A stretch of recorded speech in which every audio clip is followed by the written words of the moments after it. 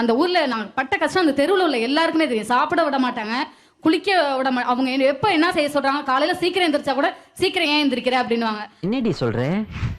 அவர் என்கிட்ட பேசிட்டு இருந்தா எங்க மாமனார் சொல்லுவாரு, டேய் பால் எடுக்க மணி ஆயிட்டு தூங்குடா, என்ன பேச்சு வேண்டி கிடக்கு தூங்கு அப்படின்னுவாரு. என்னைக்கு நான் இந்த வீட்டுக்கு மருமகளா வந்தேனோ அன்னைக்கு என்னோட ஆசைகளுக்கெல்லாம் சமாதி கட்டிட்டேன்.